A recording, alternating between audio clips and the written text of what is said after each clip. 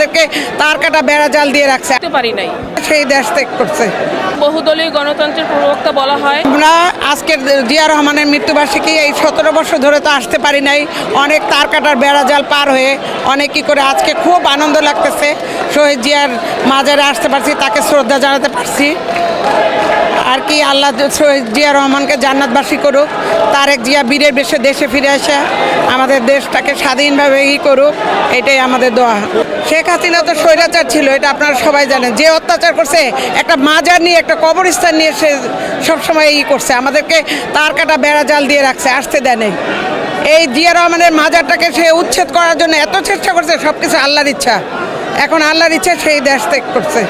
রাষ্ট্রপতি,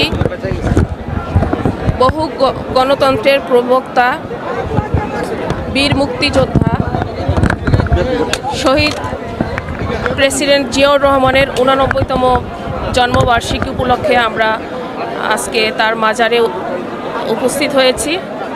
আপনারা জানেন, বিগত স্বৈর শাসকের আমলে আমরা এই মাজারে পর্যন্ত ঠিক ঢুকতে পারি নাই।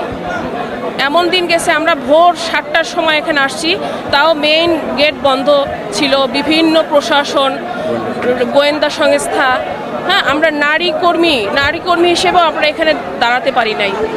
তো আজকে এখানে এসে স্মরণ করছি জুলাইয়ের গণ অভ্যুত্থানে যে ছাত্র জনতার যে তাদের রুহের মাগফিরাত কামনা করছি।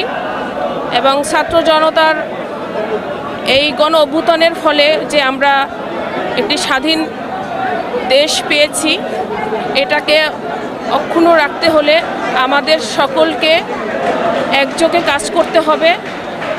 এই দেশ রক্ষা করার দায়িত্ব আমাদের সকলের।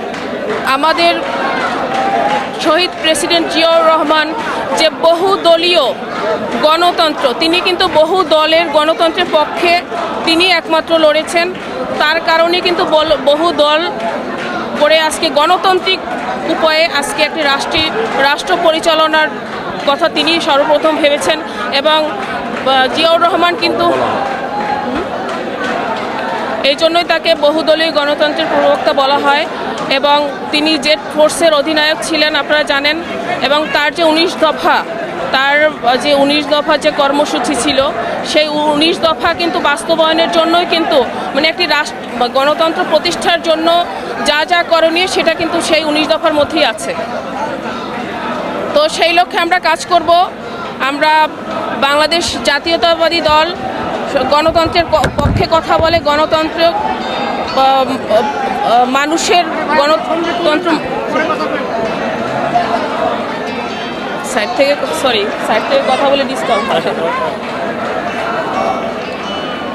সকলে দেখেন, আপনি স্বতঃস্ফূর্তভাবে আজকে কর্মসূচি পালন করছে, বা কোনো নির্দ্বিধায়, হ্যাঁ, কোনো প্রশাসনিক কোনো ঝামেলা নাই, প্রশাসনিক কোনো গোয়েন্দা সংস্থার কোনোই নাই, কোনো আতঙ্ক নাই। আমাদের একটা রাস্তায় নামলে আমাদের ভিতরে একটা আতঙ্ক কাজ করতো, সেখানে এই মাজারে এসে পর্যন্ত আমরা আতঙ্কিত ছিলাম যে এই গোয়েন্দা সংস্থা আমাদেরকে ফলো করতো, ইভেন আমাদের লিস্ট করতো কে কে আসছে, কার পদবি কী, সেই দিন পার করে আজকে 17টি বছর পার করে আজকে এই দিনটি সকলে স্বতঃস্ফূর্তভাবে পালন করছে। এটা তো আপনারা দেখছেন বিভিন্ন যেভাবে আসছে আজকে, তো এটা দেখে আপনারা বুঝতে পারছেন অবশ্যই যে আজকের দিনটা সবাই স্বতঃস্ফূর্তভাবে পালন করছে। যেখানে আমরা ঠিকমতো প্রোগ্রাম করতে পারিনি, আতঙ্কিত ছিলাম। তো আজকে কিভাবে হতে পারে, এটা তো আপনারাই জানেন।